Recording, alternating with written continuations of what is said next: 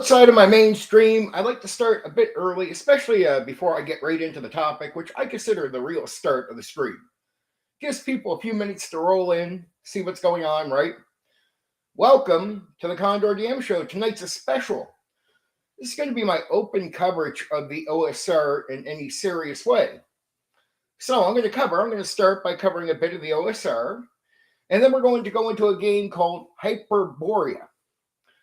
Now, I said I'm going to cover old school tabletop role-playing games this year, and that's true, but I make an exception with the OSR. To me, it's a reflection of old gaming, right? In a certain way, it has a unique attachment to the old game, so much so that I more compare it to that era than the current era. I'll put it to you this way.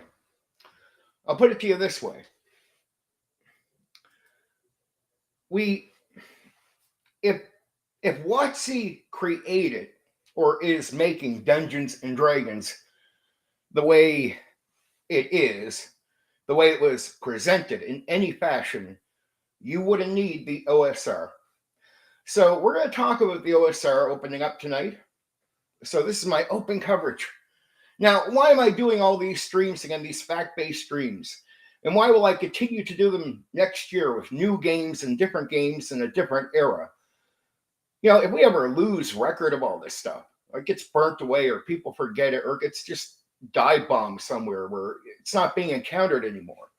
I want an open record of facts about what the designer said, what the market was saying, real stuff, where it's just a record of everything, right? Just to sort of refresh myself and maybe refresh people on certain details that have been forgotten over the years.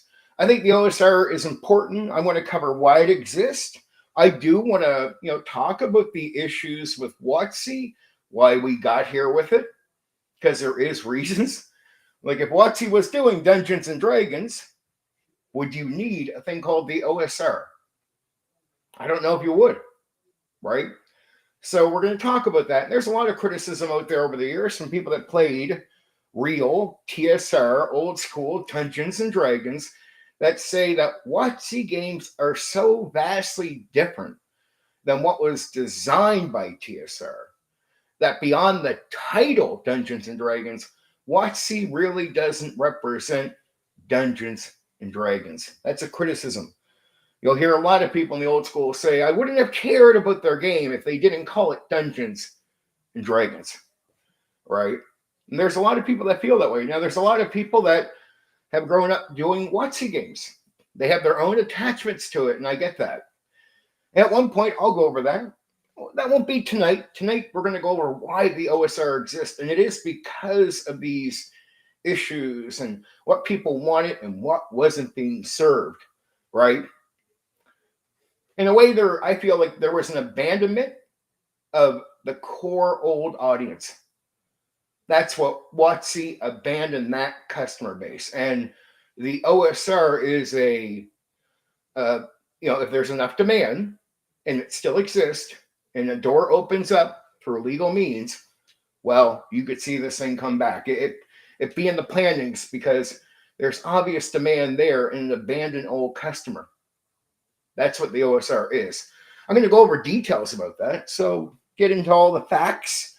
And you can tell me what you think at the end of that. Then we're going to go into Hyperborea.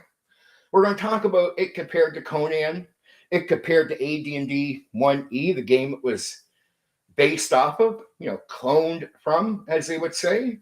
And then we're going to talk about Hyperborea's own personal identity. We'll start at the start of Hyperborea when we get to it, the birth, of course, the seeds, where it comes from. But again, this is my open coverage for the OSR. It's going to be fun.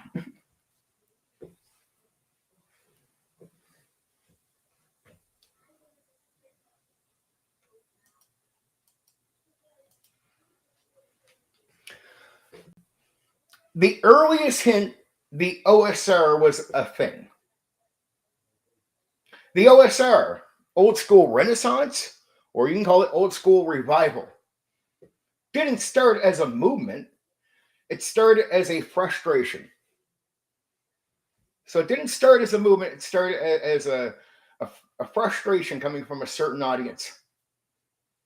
The real beginning of the OSR, 2000 to 2003, when Wizards of the Coast released Dungeons and Dragons 3rd edition.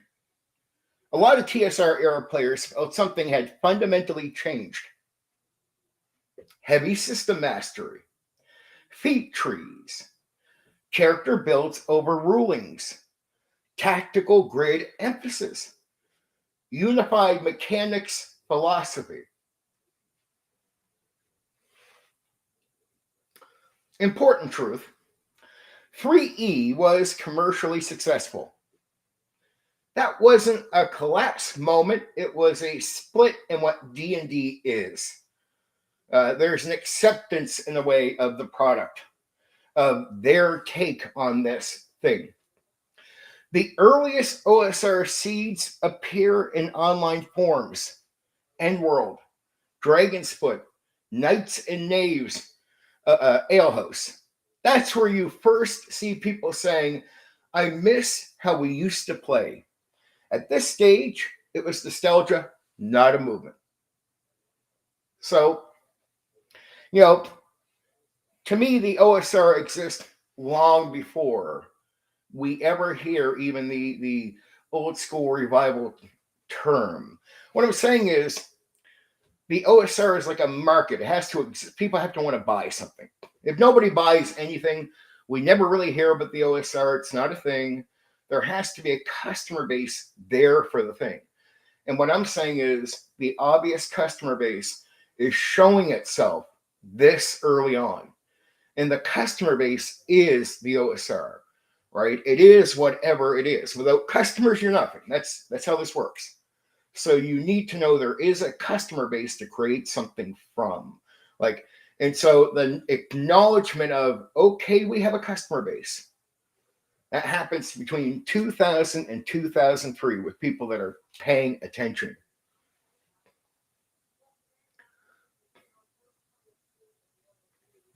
The legal spark. This is when it gets real. The Open Game License, OGL, released in 2000, allowed people to legally publish compatible material. That's the turning point. The first serious signal something bigger was forming.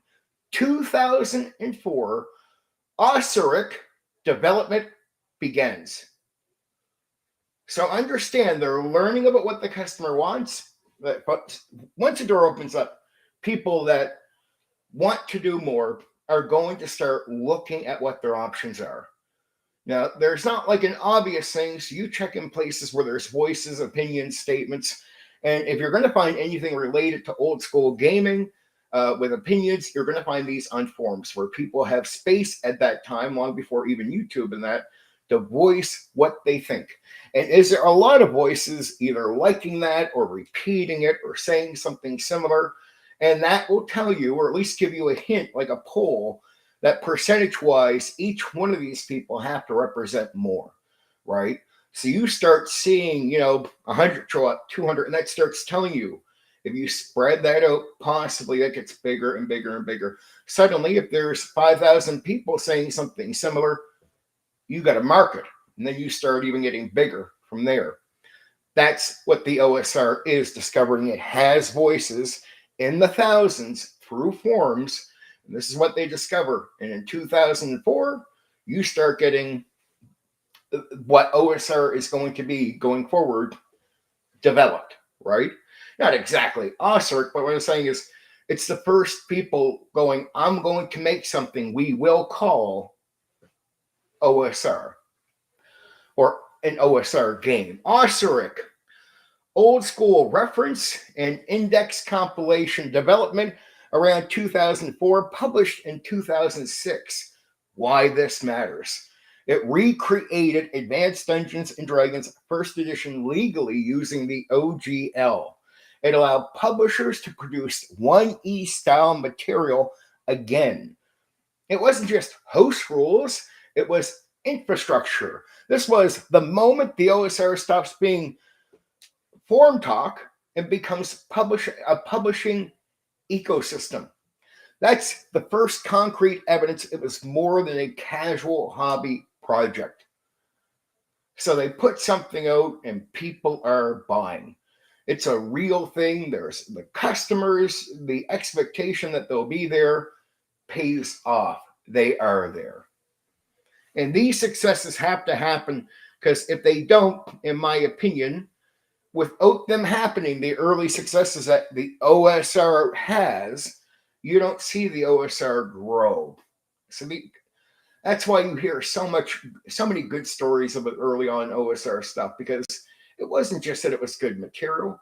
There was a real market there with a lot of people making purchases, which draws a lot of other people into developing OSR products because they realize again through that success, man, there is a powerful purchasing customer potentially right there. When people realized this is bigger, the psychological turning point, 2007 to 2009, three things happened. Retro clones multiply.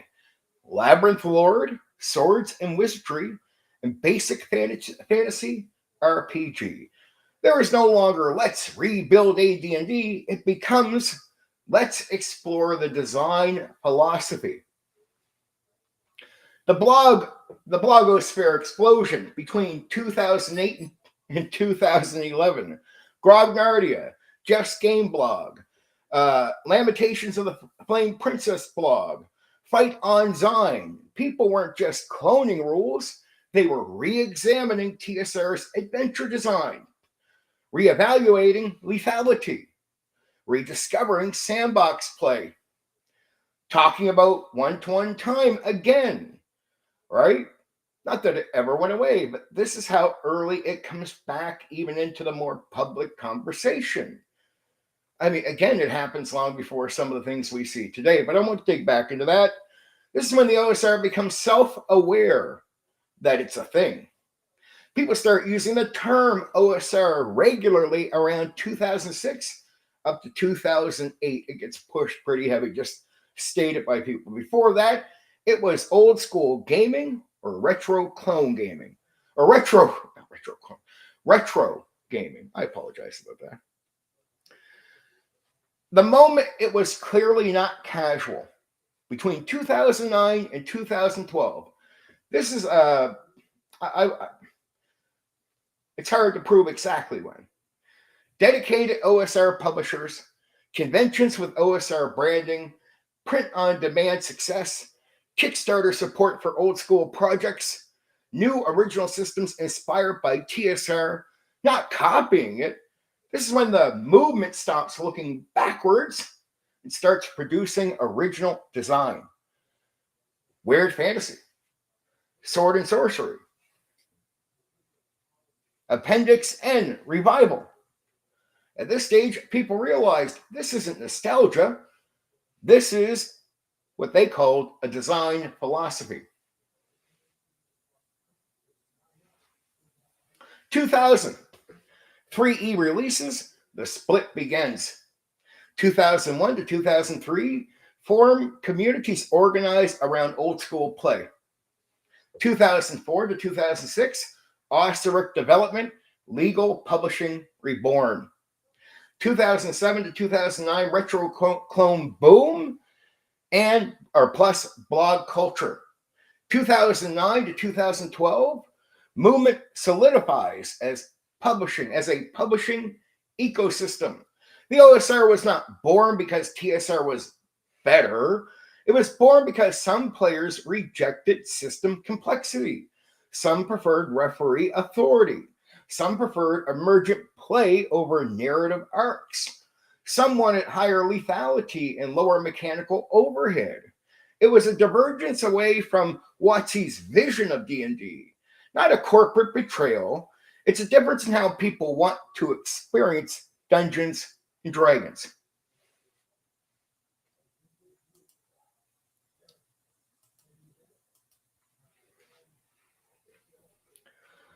OSR versus WotC. The real divide. Design philosophy. OSR core assumption. Ruling over rules, player skill over character builds, high lethality, resource management matters, exploration is primary, the world is indifferent, failure is part of play, balance is not sacred, the referee has authority. What's the era assumption? 3E to 5E. Rules, clarity, and consistency. System mastery. Character build identity. And counterbalance. Narrative arcs. Player survivability. Not being challenged, the survivability matters more for the story. The system protects the player more.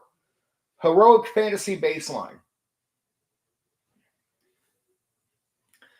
Easier to be the big champion in the story, right?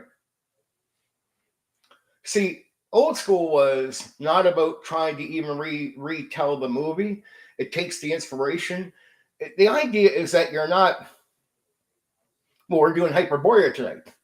It's not that you're Conan, but what if you played in Conan's world with some options, but we're going to simulate what that's like.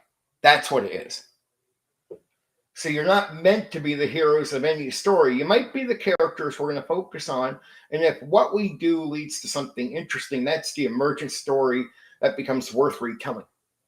There's a lot of stories out there, I guess if you want to call them stories, where the end result of the game is so just crap and the in-between sucks. And it's not a story worth really retelling to anyone, but it's all about what emerges, not what you're trying to tell.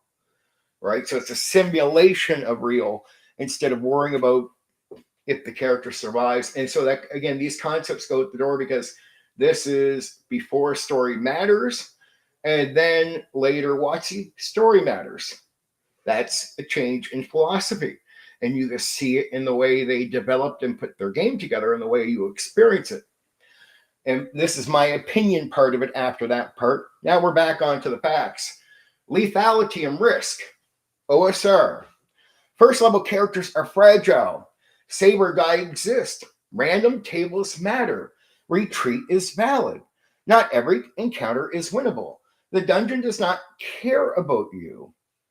WotC era? Death saves. Bounded accuracy.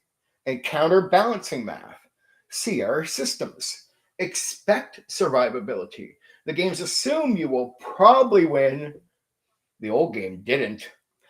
That's a psychological difference because in a weird way, it's the complete opposite because for the most part, the old game assumes you don't win. That there is no real winning in that way anyway. And that the only part of winning is surviving. So it's surviving against in an unlikely situation that makes you a champion in a D&D game. That's the closest thing to winning because it's meant to be hard survival, not you're possibly going to survive. The challenge is it's likely that you won't. So that is a difference in mindset. Again, this is opinion part after lethality and risk. The last part of the facts here is it's a psychological difference. This is true and acknowledged by them at the time. So it's not like the designers acknowledge the difference in mindset, not me there. It's just something I personally understand. That's why, again, why this feels different. It doesn't feel like the same game. Character identity. OSR, your character is defined by play. That means backstory becomes minimal because it's less important. What you did before is less important than what you do during. And even what you did before there should be gaps so you can develop it with the actions you do going forward. Right? So there's a part of developing that with the DM, the dungeon master, talking about what you can do with it. Can we say my character, once you've realized or had successes with your character and you want to be able to say, maybe we can connect this. That's a development factor in background if it's necessary. If not, you can just develop what's happening in the game from what you're doing. But that becomes the focus, really. So backstory to old school people is less important because it's more important what you do in the game than all the stuff around outside the game. That is a major difference. It's a lot less caring about the character creation aspects or all this. It's caring what you're doing. Backstory. So that's it's like a quality of life change difference, right? OSR, your character is defined by play. Backstory is minimal. Emergent narrative. Again, that's emergent. You don't like old school is you don't think about telling a story. Like you didn't even think about it. You just go ahead and you're putting elements in there that are going to end up sort of through randomness and dice rolls and decisions become something, but you don't know what that becomes. The unpredictability is a major part of the game aspect. It sort of screws around with trying to be able to control the outcome or the direction of any story, right? So if you are co-storytellers, it's like all being co-painters, but you're all just like splashing paint on a wall, hoping the image looks cool at the end, right? But it's just like it's not like a real art. It's just, you're just splashing away, and hopefully at the end it looks like a face or something, right? That's the way I would say you're like something. You're playing a game, so you go with that mindset into D&D. At least that's old school mindset. Again, we're in opinion zone. So you become interesting by surviving. That's leveling up and becoming a more powerful character. WotC-era, subclasses, feats, background systems, narrative hooks built in, character identity from level 1. One is discovered identity, the other is declared identity. So you get it's almost like you don't really know everything about your character in old school, nor are you meant to know everything. You're going to sort of develop who your character is mostly from what you do with them, where there is an attempt to declare who the character is in WotC Dungeons and Dragons, and that is a major difference. They try to say who the character is even before you start playing them. World design. OSR worlds, sandbox heavy. Hex crawl routes, reaction tables, wandering monsters, time tracking matters, gold for XP, often. Exploration is structured.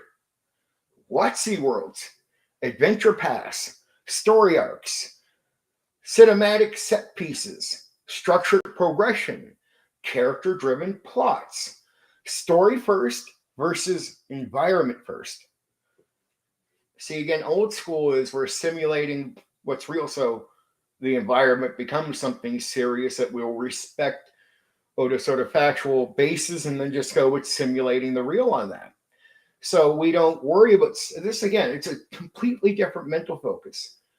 You're trying to simulate something. If you say, are you trying to tell a story? No, it's just it's a different mindset. You think differently.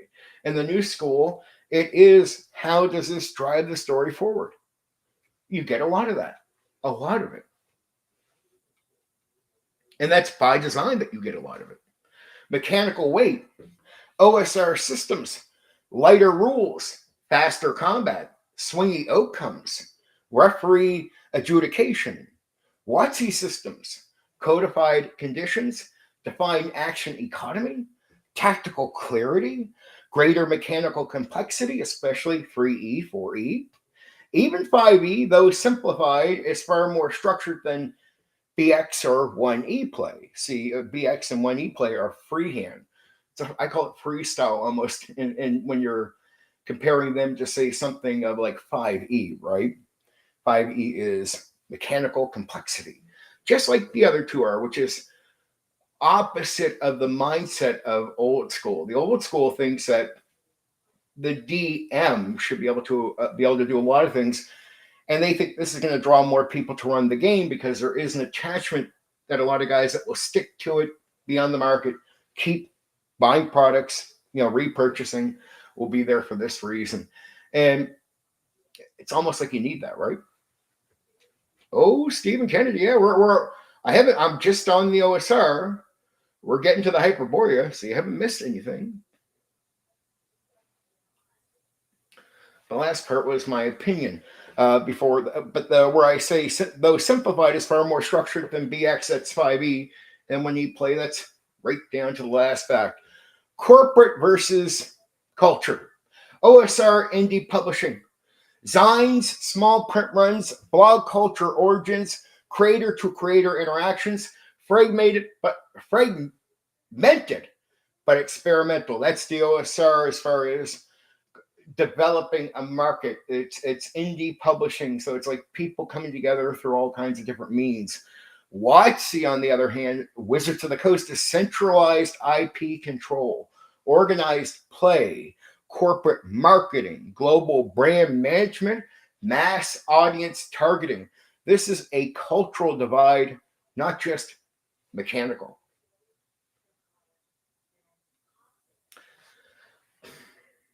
Audience expectation. OSR players often want tension, danger, rulings, authority, exploration challenge, appendix end tone. Modern D&D players often expect heroic arcs, character spotlight, mechanical reliability, emotional narrative investment. Neither is objectively superior. They serve different taste. Where it gets heated. The friction points.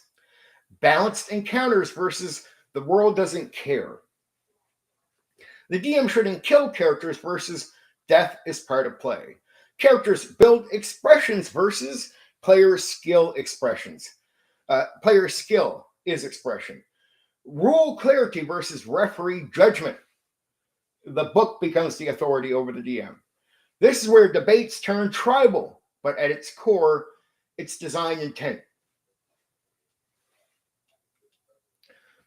OSR didn't emerge to fight WotC. It emerged because a segment of the players preferred a different philosophy of play. WotC changed what D&D is for the modern audience, modern customer. The OSR preserved and evolved a prior style. That's where I say they are more connected to the old gaming. Two branches from the same root. But understand it is two different branches. And one stays on the philosophy of the TSR designers. The other doesn't. And that's the WotC games. They don't stay on the philosophy of design from TSR. And so people that play TSR games feel like that's a different game. This is where you get the issue. This is why OSR exists, because there is that pocket of customers, a pretty large pocket that were not being served with new products, or say they can't just, a lot of them don't want to invest in 5e because that is to them not the game that they want to play. There's a philosophy they expect to continue to be in the game going forward, and it wasn't. Now, some people have married all this stuff, but again, the OSR, if it was all accepted by the majority, probably wouldn't exist. There wouldn't be much of a market for it. But this means a good percentage of people were unhappy with that. And there's a good chance that you get some new customers just coming into the hobby that lean into some of the content out there already pitching old games. There's no doubt sometimes people come in their 30s. It just happens in this hobby. It doesn't take much for them to watch a few YouTube videos of someone passionate about old school gaming. And here's this new 33-year-old player playing OSR. So it can happen that way, right?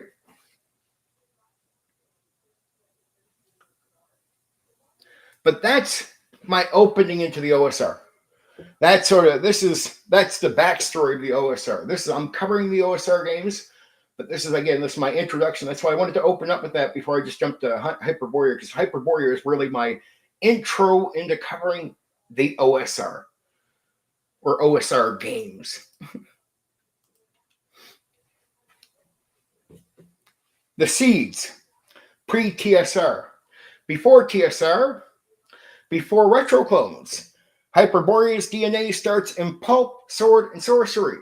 Clark Ashton Smith, the Hyperborean cycle, 1930s, published in Weird Tales. Decadent Dying World, Weird Science, plus sorcery, cosmic horror tone, Arctic Hyperborea setting. This is not token. This is cold, alien, archaic, and weird. This tone becomes foundational to Hyperborea. The Appendix N, I call it the TSR bridge. When Gary listed his influences in AD&D Dungeon Master Guide 1E, pulp authors were everywhere. Gary Gygax made it clear. D&D wasn't just medieval fantasy. It was Howard, Smith, Vance, Lieber. That matters. Hyperborea leans into the lineage hard and into that type of what you call pulp, fiction. Not epic quest fantasy, not high magic kingdom, not high magic kingdoms either. So not high quest. It's not all about quest. It's not all about the magic kingdom. But what it is about, barbarism, decadence, weirdness, ancient dying worlds. This was pure Appendix N energy. The OSR design reaction 2000 to 2010. Now we fast forward when retro clones like Osiric, Labyrinth, Lord, Swords and Wizardry began circulating. Most of them were, let's recreate BX or AD&D 1E. But a smaller current started asking, what if we take old mechanics and lean into pulp instead of token? The question is the real seed of Hyperborea. That is the question that really becomes the seed of Hyperborea, what we're going to get later. The Sword and Sorcery revival inside the OSR. Between 2008 and 2012, OSR blogs began rediscovering weird fantasy, cosmic horror mixed with swords, low civilization settings, Appendix N rereads, Conan style sandbox brutality. There was a fatigue with high fantasy tropes, Dragonlance style narrative arcs, Forgotten Realms bloat. Some designers wanted grim tone, class archetype rooted in pulp, human-centric worlds. No kitchen sink cosmology. Hyperborea grows directly out of that branch.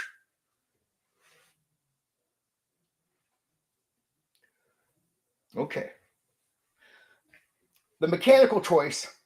Instead of using BX as the base, Hyperborea chooses AD&D 1E, Advanced Dungeons and Dragons First Edition structure. That's important. It says we are not simplifying. We're curating. Keep 1E frame. Strip out demi-human overlords. Remove high fantasy tropes. Reinforce pulp atmosphere. Lock the setting to one continent. Make the world feel ancient and dying. That's intentional by design philosophy. So stuck in one place, and that's the only place in the world. There's nothing else. There's, you don't know the edge of the planet, nothing. You don't know all these things. This is pre-knowledge type shit. Like you're just stuck here, and the end is near type of mindset. And that intentionally, something like Conan, right? When it starts becoming Hyperborea, the game originally appeared as Astonishing Swordsmen and Sorcerers of Hyperborea. Let me say that again. It first appears, because I've heard this name so many times. Oh, nostalgia myself. Astonishing Swordsmen and Sorcerers of Hyperborea. But there's a period. Happened during a peak of OSR blog culture. By the time it launched, the environment was ready. OSR had proven there was a market, like I said with the previous games. Print on demand made niche publishing viable. People were hungry for non-token old school. That's why it didn't feel like a random project. It felt like, oh, someone finally committed to the pulp mode. It's like this was meant to be. That's the way it was. It gets introduced. Like this was always meant to be here. The seeds of Hyperborea were the 1930s pulp weird fiction, appendix and acknowledgement, OSR mechanical change, but staying the same. Blog era rediscovery of sword and sorcery. Reaction against high fantasy bloat. It wasn't nostalgia, it was purification. Dying Earthfield, yeah, definitely, Stephen. You're completely right on that. But I know you're a Hyperborea guy, so I expect you to be able to say things like that pretty confidently. Okay. Versus the AD&D experience. So I want to talk about Hyperborea, where what you expect from an AD&D game compared to what you're going to get from Hyperborea. So you might be an AD&D 1 guy going, oh, so yeah, it's AD&D 1, let's do that. Hold up. Tone and genre. AD&D 1E expansive fantasy toolbox. Kitchen sink fantasy. Token plus pulp plus mythology plus monsters. Planes, demons, devils, gods everywhere. Infinite world assumption. Multiverse cosmology. AD&D says, here are the tools. Build whatever world you want. Hyperborea locked sword and sorcery setting to one continent. Dying world. Weird science plus sorcery. Cosmic horror undertone. Strong Clark Ashton Smith vibe. Hyperborea says, this is the world. Play inside of it. That's the first major difference. AD&D framework. Hyperborea curated atmosphere. So you're set to a world. AD&D is a game, but with a lot of assumptions. So it assumes a bunch of stuff that isn't directed exactly at this. So that's a framework of assumptions because it's a game, right? When you look at Hyperborea as a game in itself, you got to understand it's a game based on setting. So and not, it's not like just a general D&D game. It's a game of here are some of the rules, but all set on setting. This is true for a lot of the OSR stuff, where it's a lot of it is set on the setting. I would say that's true for Hyperborea, curated atmosphere, race philosophy, AD&D 1E, humans, elves, dwarves, halflings, gnomes, half-orcs, half-elves. Demi-humans are core fantasy staples. Astonishing swordsmen and sorcerers of Hyperborea, primarily human-centric. Non-human species are rare, strange, often degenerate, or even alien. This is Conan logic. Humanity is dominant. The world is ancient and strange. Not token woodland elf default assumptions. So this is where you really start looking like the Conan stuff should be a lot of giving you a lot of hints towards what this was inspired from. Stephen Kennedy, beautiful. Yeah, and I'm going to cover Gamma World. There's a little bit of truth to that. Class design. AD&D 1E classes are broad fantasy archetypes. Paladin, Ranger, Illusionist, Cleric, Druid, Assassin, etc. Hyperborea reshapes classes to match pulp archetypes. Cryomancer, Ruincaster, Berserker, Purloiner, Pyromancer, Witch, Warlock. Even when mechanically similar, the flavor is re-engineered. So it does do a lot of it, again, this is adjusting to setting, not just being a general game. That's the difference between the two, but it is difference and it is important. Just to pick up AD&D and plant it into something, you can play something like AD&D. This is not exactly that when you realize it's limits, boundaries, and all that stuck to a setting. So any copying over, a lot of it gets renamed, re-put in because it's about representing the setting in a way, even through the game. AD&D class redesign, medieval equals medieval fantasy. Hyperborea class design equals swords and sorcery weirdness. There you go. Cosmology and religion, AD&D 1E. Outer planes, devils and demons with legal distinctions. Alignment cosmology grid, DD heavy. Hyperborea. Alien gods. Lovecraftian undertones, cults over churches, less moral absolutism, alignment matters uh, less overall. In some ways, it matters more to the theme and less to, in ways, what's going on. So it's better for an overview than it is centering down on just certain people, right? At least that's the way they use it and approach it. Magic Tome, AD&D 1E, Vatican Magic, high spell variety, spells accumulate and advancement, like, they advance, change identity. Wizards become artillery platforms at high level. So that's true, like Fireball, Lightning Bolt, that's what they mean. Like, you at higher levels now, you can throw up magic that can just end people, destroy people, change things.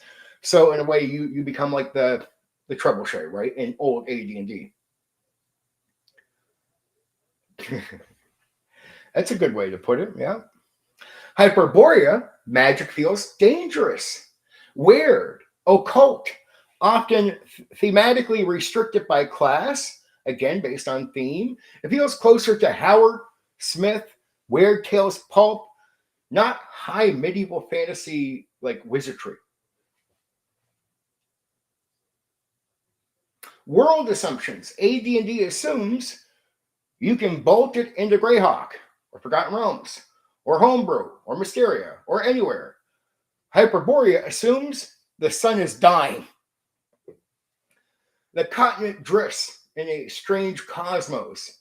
Civilization is fragile. History is layered and forgotten.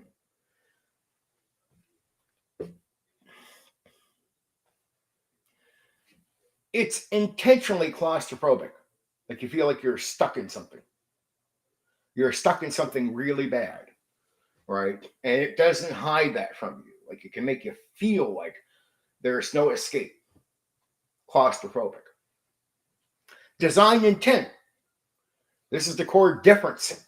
AD&D 1E was written by Gary Gygax as a tournament codified expansion of OD&D into a unified advanced rule set. It was not built as a setting first experience. Hyperborea was built as, what if AD&D mechanics were fully committed to appendix and pulp? That's a huge difference. It goes setting first in many ways, not completely. There's a framework it's true to, but then there's a lot of areas where I tell you it's like that 70% optional. It just doesn't stick to tournament. It doesn't go tournament raw. It just goes, yeah, we're gonna play around with the 70%. And it's not that they alter the complete class system or anything. It's an attempt to stay true to what you call pure raw, but going even pure raw still has to be theme driven, right? AD&D 1E, Universal Fantasy Engine, multiverse scale, mixed influences from different authors, high fantasy, compatible. Hyperborea, focused sword and sorcery, human-centric, weird, fiction-heavy, setting locked, pulp purity. It's not trying to replace AD&D, it's narrowing it. Like, it's just saying, we're just using it for this. We're not trying to give you some new gimmick. It's just other than this. Like, if you want to do this, this is what you do. We're not saying you should use what we do for Forgotten Realms. So there's no attempt to say they're evolving the game. It's just like saying, we already have a game. We're just playing on it. We're just taking some freedom with it, right? And we're making something really cool. And that's what you get. We're doing good. Good. Okay. Compared to Conan, because this is important if you want to understand Hyperborea, it's the Conan relationship, right? As Stephen Kennedy would know. World tone. Conan's, what do you call, Hyborian age? Post-cataclysmic prehistoric world. Civilizations rise and fall constantly. Decadent city-states, sorcerers hidden in towers, barbarism versus corruption, dark cults everywhere. The world feels ancient and crumbling. The warlock character class is pretty fucking cool. That's not a lie there, Stephen Kennedy. I agree with you actually on that. Hyperborea setting, dying red sun, one isolated continent, degenerate civilizations, ancient ruins everywhere, weird alien gods, cult power structures. The emotional temperature is extremely similar. Difference, like it's similar to Conan. Difference. Conan, prehistoric myth, Earth. Hyperborea, weird, drifting, cosmic sword and sorcery continent. But tonally, very close. Like, that's the differences. And it is major on view on what it is, but the tone, regardless of these differences, that's where you feel the similarity between this and Conan, and you can feel the inspiration in tone. People would agree with the differences. I know my fellow nerds would. They'd appreciate that I'm pointing this out. I know they would. They love stuff like this. They dig in on differences. But I'm sure anybody who's played Hyperborea for real and likes Conan and really has dug into Conan would say, yeah, the tone is where you feel this thing. If you feel Conan at all. That's an opinion outside of the facts. Humanity focus. Conan's world is overwhelmingly human. Elves know, dwarves know, halflings know. When non-humans appear, they are degenerate, serpent-like beastmen. Eldritch. Hyperborea follows that model. It rejects token fantasy party template. That's the direct Conan inheritance. So they just treat these things like sort of like monsters and mutations and fucked up things. So it is human focus in a major way. Magic in Conan. Magic is rare, corrupting, dark, usually villain controlled, ritualistic, often tied to demons or elder beings. Conan himself distrusts sorcery. In Hyperborea, magic exists in the player's hands. Yes, but it feels dangerous in a cult. So it feels dangerous and it feels occult-like. Like if you're, imagine what a cult would be like. It feels something like you're messing with something that is dangerous itself just to mess with in the magic realm. Like it can be very dangerous. Classes like witch, warlock, cryomancer, pyromancer have flavors rooted in strange forces, not academic wizard schools. So their magic comes from a different place. Like it just the way magic exists here is different than the normal D&D fantasy world that it's usually, oh, it's a wizard up in a tower and there's schools and they're very, no. Difference. Conan stories rarely center on spell-slinging protagonist. Hyperborea, being a game, must make magic playable. But the tone, very Howard. Again, regardless of the uniqueness that you're doing with the game compared to Conan, it's the feel of the Conan world that you're in anyway. That doesn't go away because you play a spellcaster. Like it's still, that's the, like if you like Conan in that inspired tone style, the cool thing is it remains. You play a spellcaster, but you're still in Conan world to a degree, right? Like you still got the tone that you're looking for, regardless of the difference in what you're playing. It's almost like getting the right type of package for a game, and then you can do experiments like almost like a simulated. That's old school is. And it's like getting a great framework where you can go like, it's okay. How would it play out like this? And the simulation is just fine. Civilization versus barbarism. Howard's core theme. Barbarism is honest. Civilization is corrupt. Conan begins as a barbarian. Civilized societies are decadent, weak, manipulated by cults. Hyperborea leans into this heavily. Cities are politically unstable, religiously extreme, often in decay. The wilderness is not safe, but it's honest. This is a mindset backbone. I call it's straight Howard. This is Howard right here, right? The wilderness is safe. It's not safe, but it's honest. It's not corrupt. Cosmic horror layer. Here's where Hyperborea diverges slightly. Howard occasionally hints at cosmic horror, but Clark Ashton Smith and Lovecraft lean harder into it.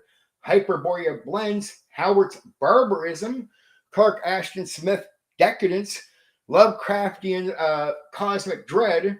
Conan is primarily sword and sorcery adventure. Hyperborea tilts more towards weird, doom-laden atmosphere. Hero archetype. Conan, singular, exceptional hero.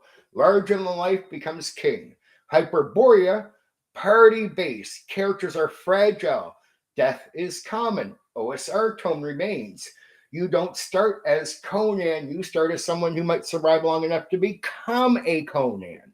That's the structural difference between fiction and the RPG, the tabletop role playing game. The difference between the expectation of fiction, where you are meant to be that guy, this isn't that. This is, hey, you might not make it, but if you do, you will become that. But you got to earn it. It's a game. Challenge, survive. Survive, become it. But this is not a story. We're not storytellers, so we're not trying to make sure you do get to that spot. And getting to it, because it's so damn challenging, makes you feel like you're playing a Conan. That's the mindset of OSR. I think that's more a factual statement, but I'm saying it's my own outside of the stuff I'm putting here for the hero archetype. The last line of that was that structural difference between fiction and RPG.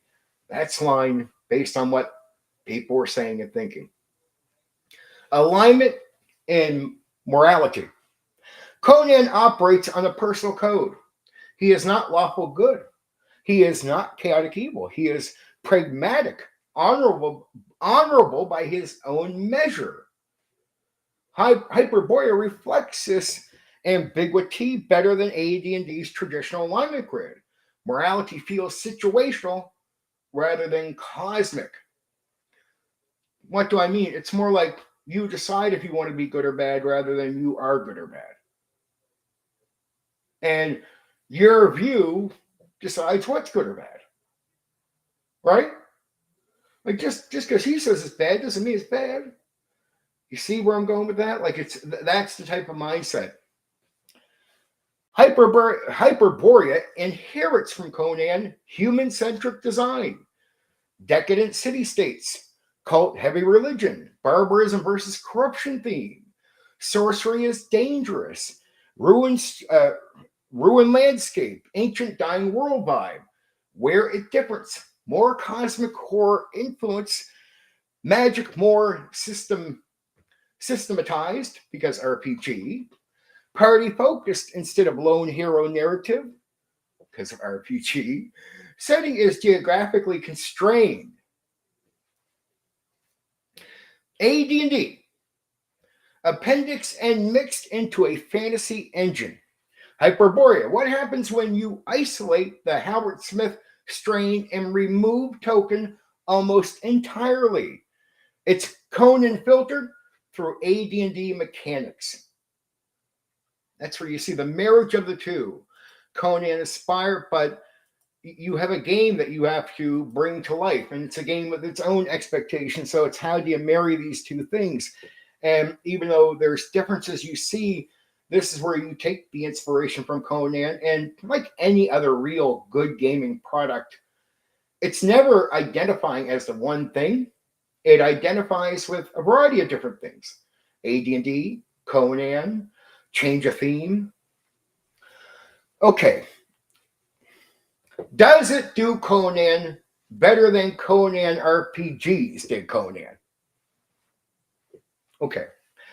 This is what my research tells me from it and my experience with this stuff. Tone fidelity to Howard. Official Conan RPGs.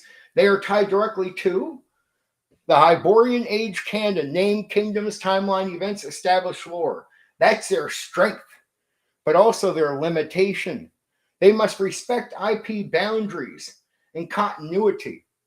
The 2024 Mongoose or the 2004 Mongoose version especially leaned into feat trees, 3E mechanics, third edition D&D mechanics, crunch heavy builds, detailed combat options, very simulationist. The Modifius 2D20 version, cinematic, momentum mechanics, heroic spotlight play, narrative driven pacing, both aim to emulate Conan stories, but mechanically they feel like modern RPGs, even in tone. Hyperborea. Hyperborea is not legally Conan, which means it is free. It doesn't need to track canon events, protect named characters, follow Hyperborea maps. It captures the vibe without the IP weight. It feels like Conan stories that were never written. That freedom matters. That freedom really matters. It's, again, you're able to play in the world that helped create that story to create your own stories in that setting rather than the retelling and you trying to walk the tracks of the Conan story itself. Opinion added. Power curve. Back into the facts. Conan fiction. Conan is exceptional from early on. He is physically dominant. He survives things normal men wouldn't. Official Conan RPGs reflect this. Characters are competent. Sorry. Characters are competent. Heroic competence is baked in. Hyperborea. It's OSR. Low level fragility. Lethal encounters. Less mechanical safety nets. No narrative hero momentum.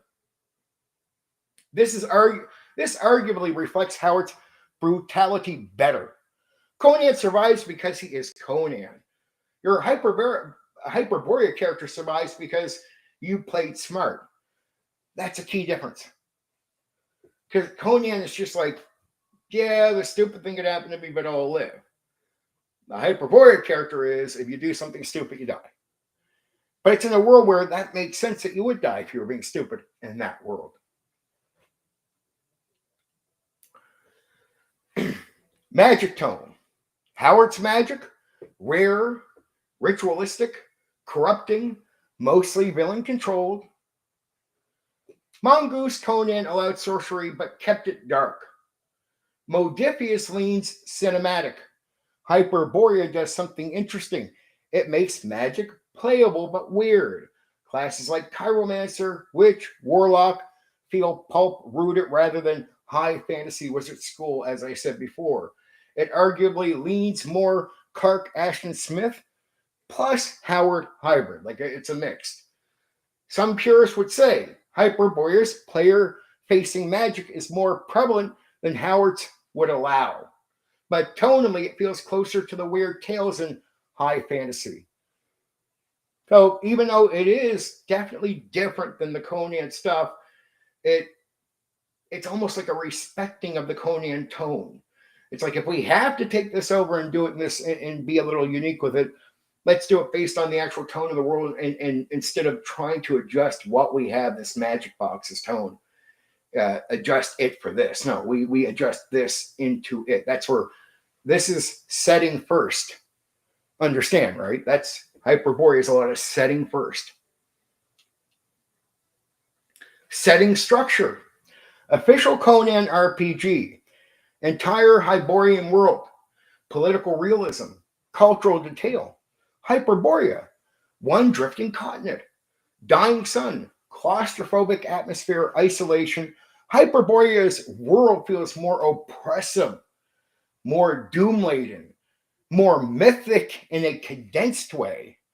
That actually amplifies sword and sorcery tension. A lot of the tension you feel in some of the Conan stories, it's recreated in tone because of the way, in my opinion, because of how Hyperborea does this. Mechanics and feel. Mongoose Conan D20 engine, Modiphius 2D20 narrative engine, both are modern system designs. Hyperborea, AD&D 1E DNA. That means ruling over rules, swinging combat, random tables, dungeon forward play, survival emphasis. If you believe sword and sorcery should feel dangerous, unpredictable, not balanced, then Hyperborea arguably nails that better mechanically. And because it nails it mechanically, it's able to help make the tone real. Again, this is where you get the tone over all the feel of a Conan is. So did it do Conan better? My honest take. Direct Hyborian Age Conan, named kingdoms, official lore, cinematic heroic play, then official Conan RPGs do canon better. Like, I would say that. Like, if you're looking for Conan, and you're looking for Conan by name, the Conan world, and that way, I'd have to say the game, those Modiphius and that, doing better. They got Conan in that sense. But if you want, here's my other opinion. If you want the pulp, sword, and sorcery vibe of Conan, the brutal survival tone of Conan, weird fiction emphasis like in Conan, and you also want the Appendix N purity, OSR lethality, not because it copies Conan, but because it commits to the same atmosphere without modern mechanical padding. So here you're able to play the Conan, but with the old school rules, OSR. And I feel, in my own personal opinion, overall the experience is better with Hyperborea. I honestly do feel like it gets Conan better than the other ones. But if you're a Conan fan looking to run into the names of places, well, then it comes down to people. And that's another part of this hobby that decides if what you're going to experience is good or not. All right. If you get the wrong people, it doesn't matter what game is being played that night, it might suck. With a different person, the same game might be great. So quality of people you game with becomes important in this hobby. Official Conan RPGs simulate Conan stories. Hyperborea simulates the world Conan would survive in. That's the difference. This is about Conan's world, the setting tone. Even though the setting in many ways there's a difference, it's that tone of Conan in the setting. So if you just want to simulate the world of Conan and play in it with all different ideas and different characters and not Conan, this is what you would go through. The others don't give you that. They just give you the Conan experience in that way. It's a major difference. Major difference.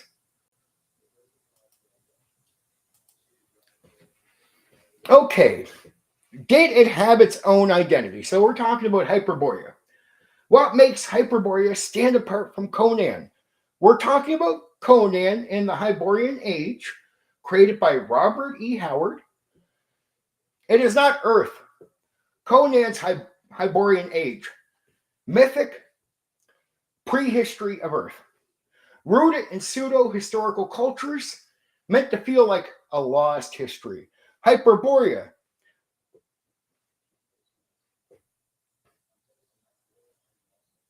Conan, Stephen Kennedy, Conan, all day Conan. Though I'm a nerd, so a little bit of love in all areas. Hyperborea. So last part I said, meant to feel like lost history. This is Conan. Hyperborea, a drifting continent, a dying red sun, weird cosmic positioning, almost dreamlike geography. Conan feels grounded in barbaric iniquity. Hyperborea feels isolated and alien. That shift alone changes the mood.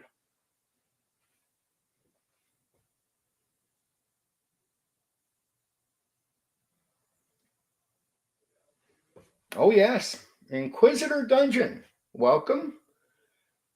He says, I've started to find that with IP games, it's often better to go with something inspired by. I'm 1,000,000% with you. This one of the things when I was looking at Hyperborea, that after looking at the other games, I feel like I like the simulating world thing to have that tone experience, because I feel like the tone is not really produced with the Conan games. But with freedom, without the IP, as I was talking about earlier, because the weight of the IP and limitations, I think this is why experience happens to you. And I think it's true. I do feel like the IP is limiting you. Like you're in now a bubble where if you're inspired by a thing, you can feel it and you can turn it into a game. And if you're a gamer, you understand there is differences. And I think Hyperborea is allowed to have that freedom without the IP. That's why you're going to have this experience with a lot of things. They're able to remake the tone, but they have to understand they got to do it through a game.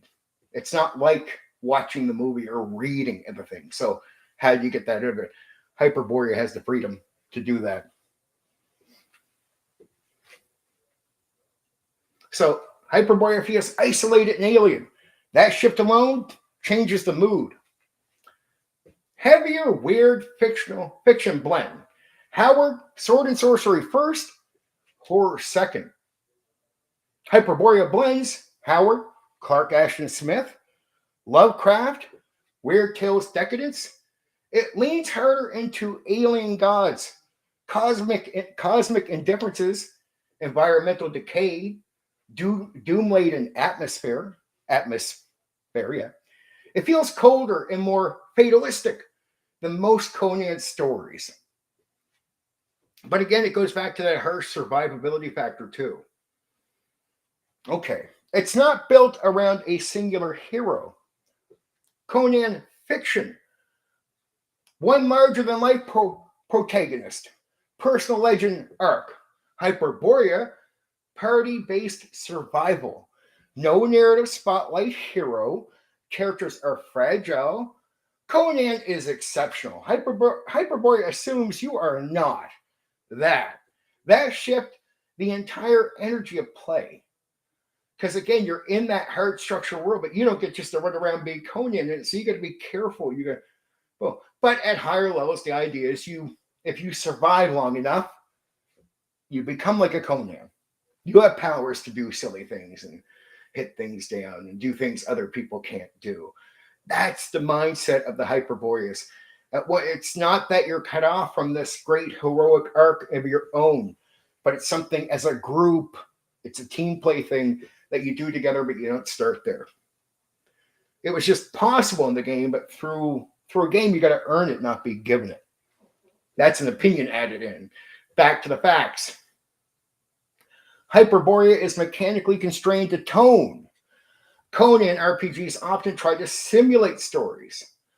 Hyperborea structures classes, spell access, cultures, monsters around a very specific vibe. It's curated sword and sorcery, not like an exact adaptation. Again, it's the constraints of the IP aren't there. And ray guns too, Steve. What makes Hyperborea truly different from Advanced Dungeons and Dragons 1E? Now we compare. AD&D that's what separates it from Conan. But what gives Hyperborea its own identity separate from AD&D 1? That's what I want to cover now. AD&D is a toolbox. Hyperborea is a locked setting first. That's not what the aim of the game focuses on. AD&D says, here are rules for everything. Do what you want. It supports Greyhawk, Forgotten Realms, Homebrew, Planescape level cosmology, multi-universal scope. Hyperborea says, this is the world. Everything reinforces it, setting first. No multiverse sprawl, no kitchen sink fantasy, no planar tourism by default. It narrows the view of the game. Race reduction. AD&D, elves, dwarves, halflings, gnomes, half-orcs, etc. Hyperborea, human dominant. Non-humans are strange, rare, or degenerate.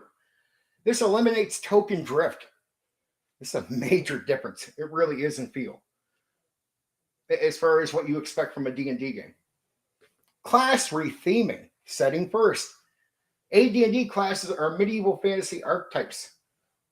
Hyperborea redesigns archetypes around pulp, berserker, chiromancer, pyromancer, witch, warlock, ruincaster. Even if the mechanical bones resemble AD&D, the archetypical lens changes the feel because of setting first. It's not just renaming, it's tone control. That tone through class identity.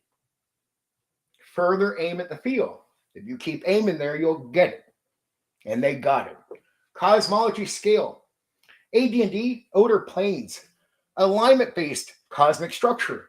Devils versus demons. DD networks. Hyperborea. Alien gods. Cult-dominated region. Less moral absolutism. More cosmic dread. AD&D feels theological in a certain way. Hyperborea feels occult, feels it through the cults, through the secrecy of these groups and whatnot. Environmental claustrophobia. So you're meant to feel like you're trapped in something, and they want you to feel that way. It's not a we shy away from this. We lean into sucks to be you, dude type of experience. AD&D Greyhawk, the Realms, Ravenloft, Dragonlance, everything. AD&D assumes expansion outward, frontier growth, infinite sandbox, Hyperborea, one isolated landmass, dying sun, encroaching doom, no grand empire future. AD&D implies possibility. Hyperborea implies entropy. We're almost at the end, dude. You know, that type of mindset. Like, what's it going to be like? The core difference in one sentence. AD&D is a fantasy engine. Conan is heroic pulp fiction.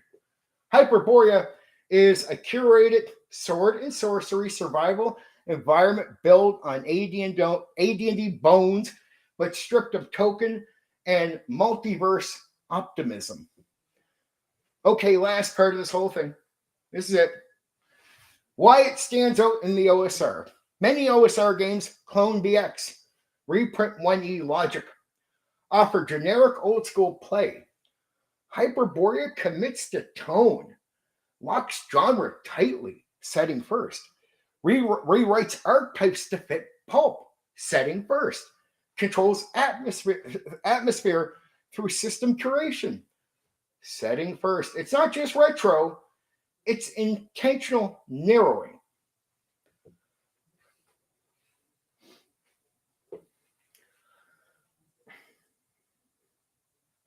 Some people feel that way. Yeah. Focus for me was what was the market saying and designer saying. And they went with AD&D 1. A lot of people wanted them to go with BX for reasons. I personally think AD&D 2nd edition would have been better for this, because I think there was a lot of 2nd edition was made for a lot of different weird things. And I look at Hyperborea and go, oh, there's a bit more leaning in that direction. But some people prefer BX. I get it. It's just they decided to go with AD&D 1 and then leaned away a bit by going setting first instead of game first.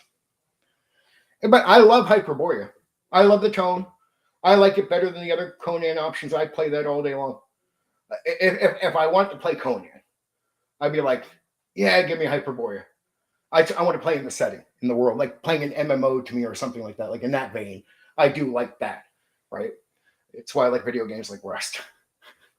I don't need to be the hero. I don't mind building up to my own gimmick, right? But yeah, that was covered start to finish, the birth of it, the whole history. That is Hyperborea. And the opening bit of the stream tonight was me covering the birth of the OSR. So birth of the OSR, then birth and whole lifespan, really what Hyperborea is, what it was meant to be. And there is like Hyperborea 3rd edition out there for you to get. Homes and AD&D. I remember liking the Frank Metzner set of adventures and the Immortal stuff and the God stuff. BX will always, I'll love BX for that stuff for the rest of my life. That was one of the parts that drew me back to go to BX, was just the beautiful box sets for that layer of adventures up to godhood.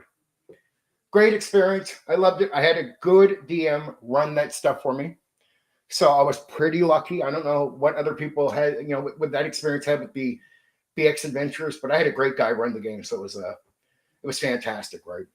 I still prefer second edition, but that's my love here with BX. AD&D 1, I don't know. It was flexible, but there's a few cracks.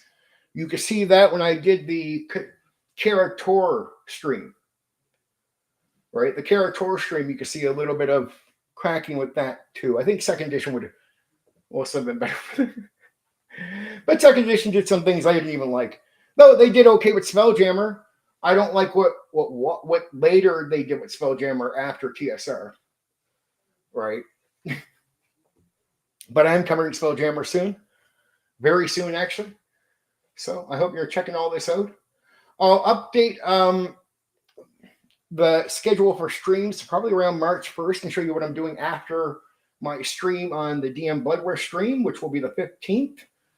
If you go check out my content, I've done a video on that, linking DM Bloodware's channel, so you can go find his channel and check out his content if you want. But you'll also see me popping up there, and if it works out, you'll see him popping up on one of my streams to do an interview with me.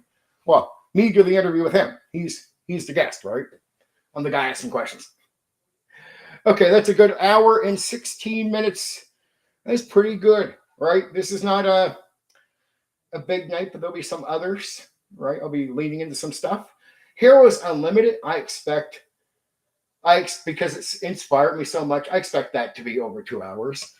Shadow, the Vampire the Masquerade, probably over 2 hours. I think for Star Frontier will be, or Star Frontier. Frontier will be close to 2 hours. I knew this wouldn't be so much. I'm just doing a basic intro and then running through Hyperborea. Hyperborea is a great game. Conan's awesome. Ignore the other games. Play Hyperborea. That's what I'm saying. Go OSR. OSR Old School is beautiful.